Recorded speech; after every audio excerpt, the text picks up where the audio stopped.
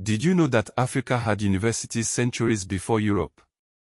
Much of what we learn about history focuses on Europe and the Americas, often leaving out crucial achievements and contributions from the African continent. Today, we're diving into some of the most important parts of African history that schools often forget to teach.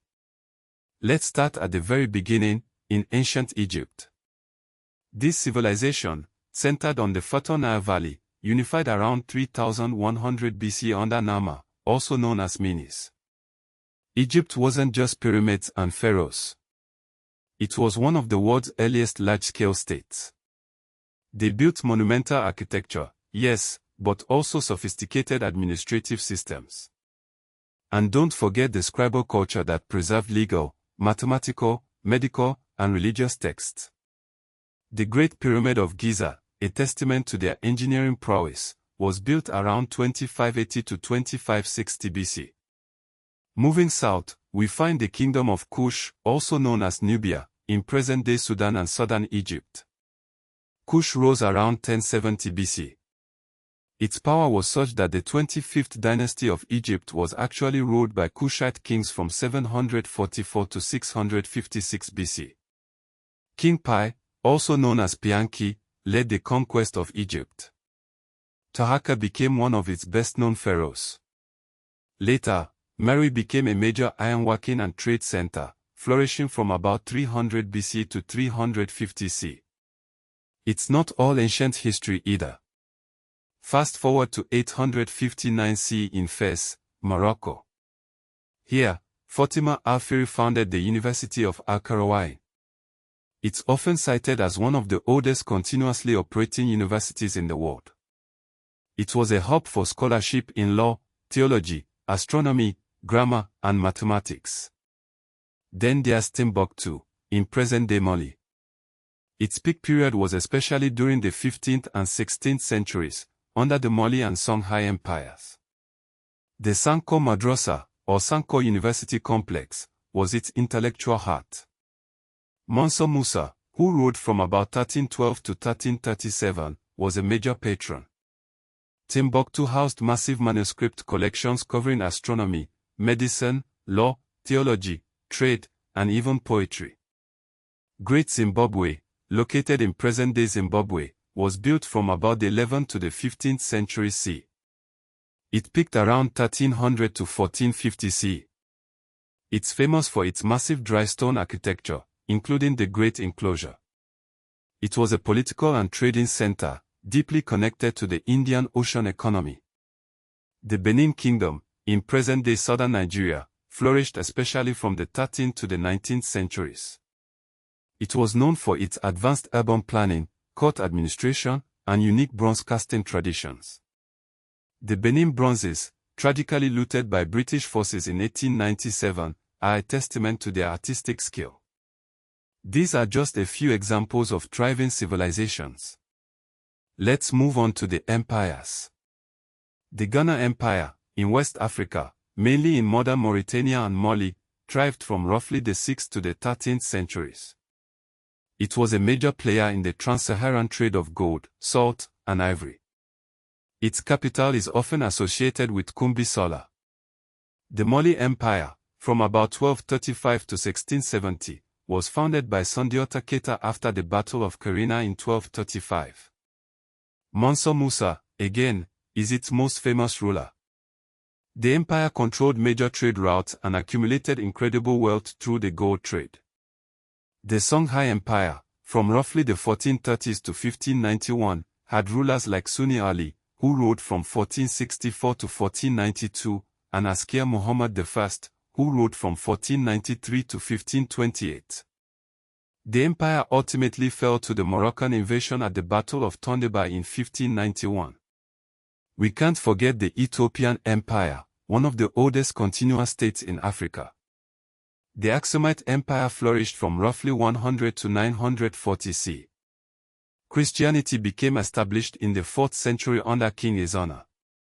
Ethiopia is historically significant for maintaining its sovereignty against European colonial conquest, apart from a brief Italian occupation from 1936 to 1941. It's important to note that African resistance to slavery and colonialism was widespread and impactful. The Haitian Revolution, from 1791 to 1804, though in the Caribbean, was led largely by people of African origin. It profoundly shaped anti-slavery struggles globally. Key figures include Toussaint Louverture, Jean-Jacques Dessalines, and Henri Christophe. The Moji Moji Rebellion, in German East Africa, now Tanzania, from 1905 to 1907, was a major anti-colonial uprising against German rule. The Battle of Odwa, on March 1, 1896, saw Ethiopian forces led by Emperor Menelik II defeat Italian forces. It was one of the most important anti-colonial victories in African history. The Mau Mau Uprising in Kenya, from roughly 1952 to 1960, was a major anti-colonial struggle against British rule. Dedan Kimathi was a key figure. British repression involved mass detention and violence. The Algerian War of Independence, from 1954 to 1962, was fought against French colonial rule. The FLN, or National Liberation Front, was a key organization. And the anti-apartheid struggle in South Africa, formalized in 1948 and dismantled in the early 1990s, saw key figures like Nelson Mandela, Oliver Tambo, Albertina Sisulu, Steve Biko, and Walter Sisulu. The first democratic election was held on April 27, 1994. Beyond empires and resistance, African intellectual and scientific achievements are often overlooked. Ancient Egyptian mathematics, as seen in the Rhind mathematical papyrus from around 1550 BC and the Moscow mathematical papyrus from around 1850 BC, shows practical geometry, fractions, and problem solving. African astronomers and scholars in North and West Africa documented celestial observations for navigation, calendars, and religious life. Ancient Egyptian medical texts, like the Edwin Smith papyrus from around 1600 BC and the Ebers papyrus from around 1550 BC, include surgical procedures, diagnosis, and pharmacological treatments. Ironworking developed in parts of Africa very early, though the exact origins remain debated. The Nok culture in present-day Nigeria is associated with ironworking by at least 900 BC. Maroi later became renowned for iron production. The reality is that many school systems present Africa as if it had no writing, cities, or formal scholarship before colonialism. That's simply false. Africa had written traditions, universities and madrasa systems, kingdoms with taxation and diplomacy, architecture requiring large labor organization, and legal and theological literatures. Timbuktu, for example, had a thriving manuscript culture, not just an oral tradition. Thousands of manuscripts survive in families and archives in Mali and neighboring regions. Subjects include astronomy, logic, inheritance law, medicine, grammar, ethics, and trade contracts. Some collections were even hidden during extremist attacks in Mali in the 2010s to protect them from destruction. West and East African states were central to global trade in luxury goods like gold, salt, ivory, enslaved people, beads, textiles, and metal goods.